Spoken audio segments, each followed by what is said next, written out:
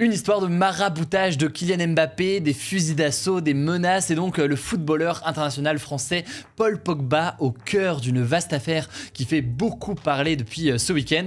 On va donc tenter de la comprendre aujourd'hui et on est parti donc pour une nouvelle plongée dans l'actualité en une dizaine de minutes. J'espère que vous avez passé un bel été et on commence donc tout de suite avec le premier sujet. Ce samedi, Mathias Pogba, le grand frère de Paul Pogba, a promis dans une vidéo publiée en 4 langues sur TikTok des révélations explosives sur Paul Pogba, le vainqueur donc notamment de la Coupe du Monde de football en 2018 avec l'équipe de France, actuel joueur de la Juventus de Turin. Le grand frère de Paul Pogba mentionne aussi, je cite, des choses très importantes concernant son coéquipier en équipe de France, Kylian Mbappé. Mais alors, pourquoi est-ce que Mathias Pogba s'en prend ainsi à son frère? Ça fait la une de quasiment tous les médias sportifs ces derniers jours. On va donc essayer de comprendre ce qu'il en est.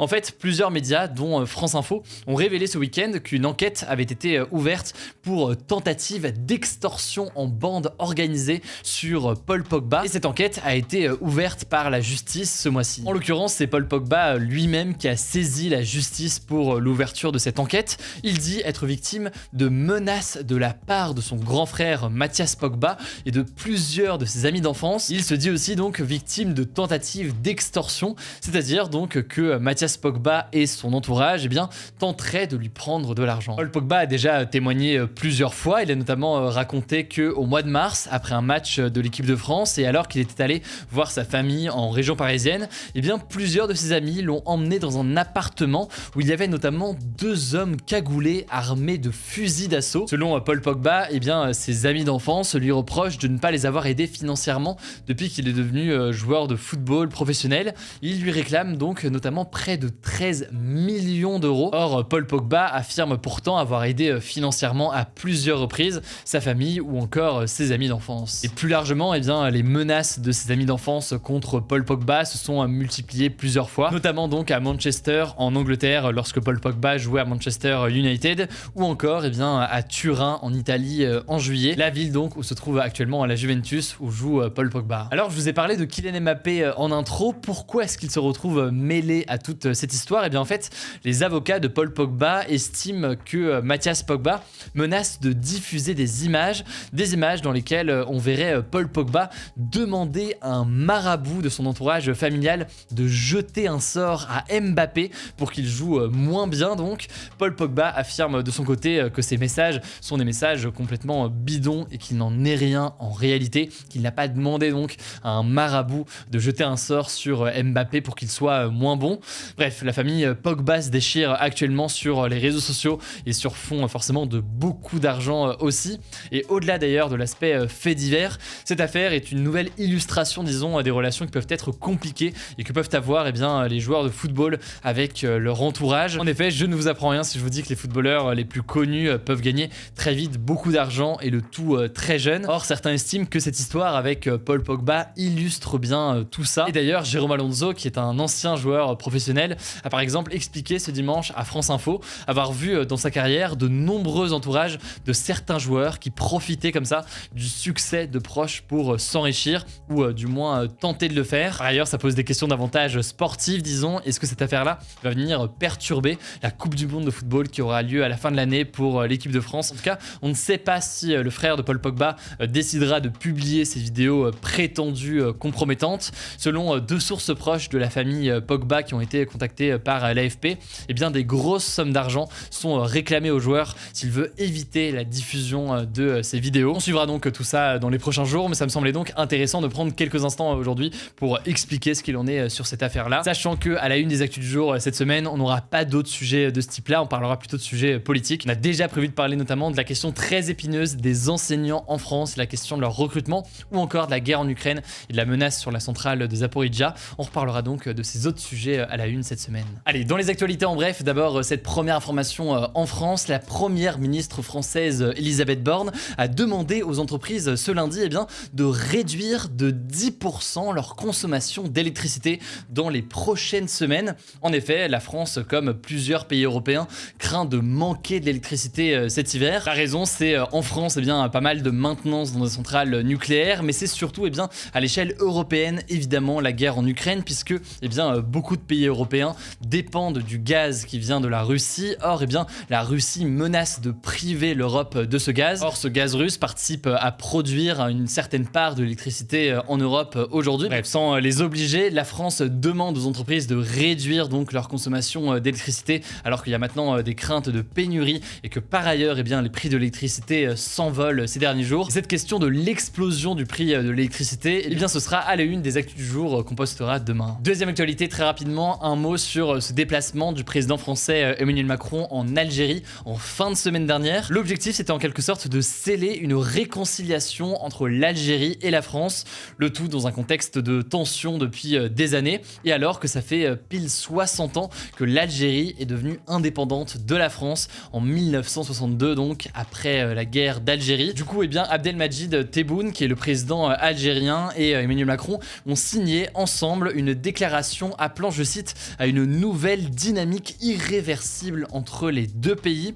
Et suite à cette déclaration, eh bien, les deux pays veulent donc renforcer le dialogue et la coopération sur pas mal de sujets communs. On verra donc ce qu'il en est réellement et si cette visite permettra d'apaiser les tensions. Troisième actualité dont on reparlera là aussi dans les prochains jours, suite à un accord avec Vladimir Poutine il y a quelques jours, une équipe de l'Agence internationale de l'énergie atomique est en route justement vers la centrale nucléaire de Zaporijjia en Ukraine pour l'inspecter et pour vérifier qu'il n'y a pas de risque de catastrophe nucléaire ou alors plus largement de fuite radioactive.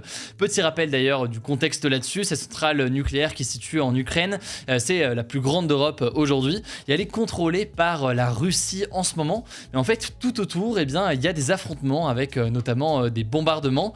L'Ukraine et la Russie s'accusent mutuellement de ces attaques aux abords de la centrale nucléaire. Et jeudi, par exemple, eh bien, l'approvisionnement en électricité de la centrale nucléaire a été coupé pendant plusieurs heures avant d'être heureusement rétabli. Alors, on verra ce que disent les experts de l'Agence internationale de l'énergie atomique sur l'état de la centrale aujourd'hui et s'il y a réellement un risque ou non de catastrophe nucléaire. Évidemment, là-dessus, je vous tiens au courant. On continue avec une quatrième actualité au Pakistan, en Asie donc. Le pays est touché par des inondations de très grande ampleur. C'est en fait les pires inondations depuis plus de 30 ans selon le gouvernement pakistanais. Alors ces inondations qui sévissent depuis plus de 3 mois maintenant ont déjà fait plus de 1000 morts dans le pays. Et elles s'expliquent par des immenses quantités de pluie, des pluies de mousson donc dans cette période-là qui sont tombées dans le pays. Il faut savoir justement que le Pakistan est particulièrement vulnérable au changement climatique. C'est précisément le 8e pays le plus menacé par les phénomènes météorologiques extrêmes selon une étude de l'ONG Germanwatch. Cinquième actualité, le Royaume-Uni a annoncé qu'il allait arrêter de rejeter des eaux usées dans la mer d'ici à 2050. Donc par exemple de l'eau qui vient d'usines ou alors de toilettes. Concrètement, eh bien, des milliards d'euros vont être investis au Royaume-Uni par les compagnies de distribution d'eau pour rénover justement les systèmes d'égouts. La raison, c'est que cet été, eh bien, de nombreuses plages du Royaume-Uni ont été interdites à la baignade puisqu'elles étaient polluées justement par ces eaux usées et qu'il y avait donc un risque évident d'un point de vue sanitaire. Et d'ailleurs, c'est arrivé jusqu'en France puisque l'eau de plusieurs plages françaises avait été touchée et donc des personnalités politiques avaient appelé le gouvernement français à se saisir de l'affaire. Le Royaume-Uni commence donc les travaux, mais il faudra patienter, vous l'aurez compris, jusqu'en 2050. On continue avec une sixième actualité. La NASA devait lancer aujourd'hui en direction de la Lune eh bien, sa nouvelle fusée Artemis. C'est la fusée la plus puissante jamais construite. Mais le truc, et vous l'avez peut-être suivi en direct, c'est que le lancement a été annulé à cause d'un problème technique sur l'un des moteurs principaux de la fusée. Le décollage a donc été reporté à ce vendredi. Cette fusée Artemis, c'est celle qui doit permettre à la NASA d'envoyer à nouveau des hommes sur la Lune en 2024. C'est la date qui est annoncée officiellement, avec 4 astronautes à bord. Parmi eux, on pourrait retrouver peut-être le français Thomas Pesquet, puisque c'est l'un des candidats qui souhaiterait donc faire partie des 4 astronautes qui iront sur la Lune a priori en 2024. Sachant que là, la première mission, c'est la Lune, mais l'objectif sur le long terme pour la NASA, eh bien, c'est d'aller sur Mars. Alors, si vous voulez plus d'informations sur tout ça, j'ai rencontré Thomas Pesquet il y a quelques mois. On a fait une vidéo ensemble qui est dispo sur ma chaîne. Il me dévoile les secrets de la vie d'un astronaute. C'était un immense plaisir. Pour voir tout ça, ça se passe sur ma chaîne YouTube principale. Je vous mets le lien directement en description. Les gâteaux des marques Pépito, Granola ou encore les petits écoliers et les Pim's sont très durs à trouver, vont être très durs à trouver dans les magasins dans les prochains jours. Et la raison est assez simple. En fait, la marque Mondelez qui commercialise donc ces produits a décidé par précaution d'interrompre certaines de ses usines de production l'interdiction après avoir suspecté la présence de la salmonelle dans une livraison de chocolat. La salmonelle, c'est donc une bactérie qui peut provoquer notamment des diarrhées. Alors la marque veut éviter de vivre la même chose que ce qui est arrivé à Ferrero. Ferrero avait dû rapatrier beaucoup de ses Kinder en avril à cause d'une infection là aussi à la salmonelle, ce qui avait forcément beaucoup dégradé son image, au-delà de faire perdre beaucoup d'argent. Allez, on termine avec une actualité en Chine un petit peu positive, en tout cas une belle image que je voulais vous partager. Un nuage très rare avec toutes les couleurs de l'arc-en-ciel a été observé hier, ça s'est passé dans la ville d'Aikou. Les scientifiques appellent ça en fait un nuage iridescent. Il se crée en fait avec des cristaux de glace qui sont présents dans les nuages et qui dévient donc les rayons lumineux de soleil. C'est le même principe en fait qu'avec un arc-en-ciel, sauf qu'un arc-en-ciel c'est avec des gouttes de pluie qui dévient la lumière, sauf que là donc c'est avec des sortes de cristaux de glace dans les nuages. À noter tout de même que pas mal des images que vous avez pu voir sur les réseaux sociaux ce week-end, eh bien c'était tout simplement des images retouchées assez loin finalement de la réalité et de ce qui a pu être observé. Voilà donc pour la reprise des actualités du jour aujourd'hui. Si vous avez des suggestions de sujets dans les commentaires, n'hésitez pas à les mettre dès maintenant. On va tester pas mal de sujets différents et d'angles différents sur pas mal de sujets d'actu dans les prochains jours pour voir ce qui vous intéresse le plus et ce qui est le plus pertinent à vous proposer. Si jamais vous avez des sujets que vous souhaitez qu'on traite particulièrement, je suis à votre écoute là-dessus. Autrement, prenez soin de vous, prenez soin de nos proches et on se dit à demain du coup pour une nouvelle vidéo.